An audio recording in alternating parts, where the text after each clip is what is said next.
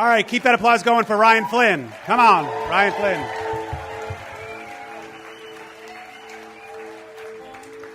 Hi.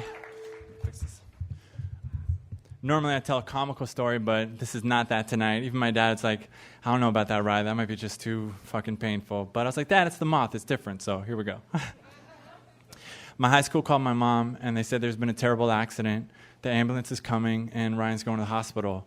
Since my mom lived close to the school, she raced there. She lived close to the track where I was pole vaulting for my high school team. And when she got there, the ambulance was already there. And I was in and out of consciousness calling for my mom. And the EMT said, you got to keep talking to him to try to keep him out of a coma. And they raced to the hospital. And when they got there, I was flailing around so much they had to sedate me to get the CAT scan. And when they did the CAT scan, they saw that when I flew off the pole and landed headfirst on the ground, I'd shattered my skull into my brain, and I'd ruptured the main artery, which was now created a subdural hematoma, which was crushing my brain so rapidly they thought I was going to die. And the brain surgeon opened me up, released the pressure, and then fixed the artery, pulled my skull out of my brain, rebuilt it in a dish, and then popped it back on my head, and everybody just prayed that I would make it through the night.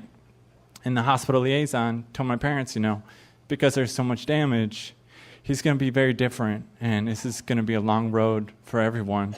But the next day, I woke up, and I was talking, and everyone's like, whoa, this is a miracle. Like, they kept saying that word, miracle. And then a couple of days later, I'm walking, and I was like, fuck, this just doesn't happen. And everybody's so high on this idea that this impossible is happening that they let me go home.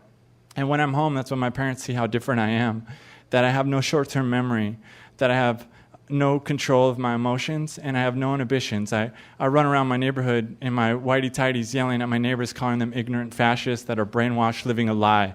And I'm obsessed with this idea, And I can't control my mind. It feels like I have 10 minds. I can't sleep at night. My mom said she'd be sleeping and she'd wake up and see me staring at her in the dark, and I'd be jabbering away. And when she listened, she'd hear that I was 4 different people all having a conversation with each other. And then I was talking about how I was the chosen one, and then I was here to save the world, and that a lot of people needed to die. She said that I was in the car with her, and I said, you see that lady over there, Mom? I want her to die, Mom. And then I would paint my room black, and I filled it with demons. And then I hung a fake dead body from my ceiling, and I started talking about blowing up cities. I said, I want to blow up the brainwashing machine itself, Los Angeles. And I started to make a bomb, and my parents are terrified. They took me to a psychotherapist and a bunch of doctors, and they told them that I have organic delusional disorder, that I had a hard time seeing the difference between what's real and what's imagined, and then I have an unwavering belief that I was chosen to be some kind of savior. So they put me on medication, which I take under much resistance because I think Big Pharma is trying to make me a sheep, and I got all the fucking answers. But I started to get better. I started to get really better. But what's weird is my mom starts to get worse rapidly. She's trapped in this panic mode. She can't forget what happened, and she keeps reliving it. And it starts to eat away at her sanity. She starts to have these maniacal tantrums throughout the house where she would just rampage, screaming and yelling. And I remember being afraid to go home. Like almost everyone in our family, you get to the front door and you open it, and it just would feel like this toxic thickness that you're about to walk through, and she's in there, and she's festering in her misery, and she's always in her chair, and you just want to walk past her chair without her exploding, but she'd be like, God damn it! And you're like, who is that?